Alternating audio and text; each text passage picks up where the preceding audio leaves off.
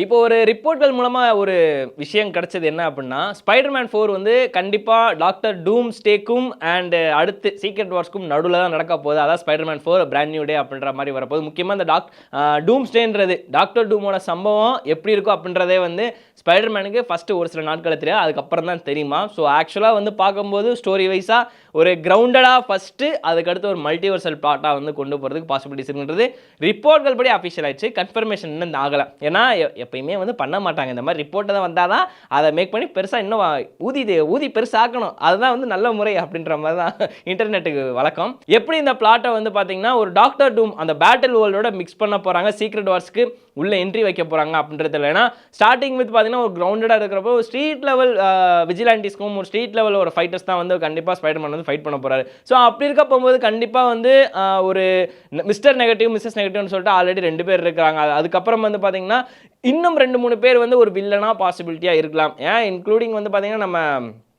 Andrew கார்ஃபீல்டோட Spiderman யூனிவர்ஸில் வந்து பார்த்தீங்கன்னா நம்ம லிசார்ட் இருந்தார், அவரே கூட வரலான்னு சொல்லிட்டு ஒரு சில ரூமர்கள்லாம் கிளம்புச்சு. ஆனால் அது எந்த அளவுக்கு கன்ஃபார்ம் தெரியல. சடே சிங்க் வந்து கொண்டு வந்திருக்கிறீங்க, ஓகே ஃபைன். பட் ஆனால் இருந்தாலுமே வந்து அவங்களுக்கு வந்து ஒரு பிளாக் கேட்டாக கொடுக்க போகிறீங்களா, எம்ஜேவாக கொடுக்க போகிறீங்களான்றது தெரியல. அது ஆல்ரெடி வந்து ஒரு சிலர்லாம் வந்து இந்த முடி கலர்லாம் வச்சு இல்லைப்பா இவங்க எம்ஜேவாக தான்ப்பா வருவாங்க அப்படின்ற மாதிரி சொல்லிட்டு இருந்தாங்க. பட் இன்னும் ஒருத்தவங்க இருந்தாங்க அப்படின்னா கண்டிப்பாக வந்து அது பிளாக் கேட்டாக இருக்கணும், இல்லை எம்ஜேவாக இருக்கணும். ஸோ இவங்க 2 பேரில் யாரோ ஒருத்தவங்க எம்ஜே ரோல் பண்ண போகிறாங்க. அது அஃபிஷியல் ஆயிடுச்சு.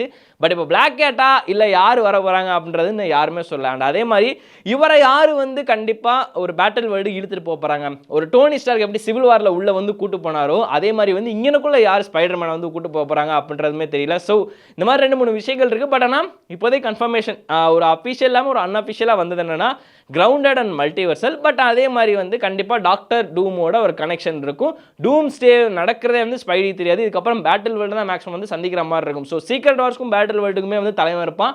டூம் ஸ்டேல இருக்க மாட்டான்ற மாதிரி சொல்லிட்டாங்க. மன வருத்தமாக தான் இருக்குது. But still brand new day, அதனால் ஒன்றுமே பண்ண முடியாது. ஸோ புதுசாகவே ஆரம்பிக்கின்றதை பொறுத்திருந்தான் பார்க்கணும்.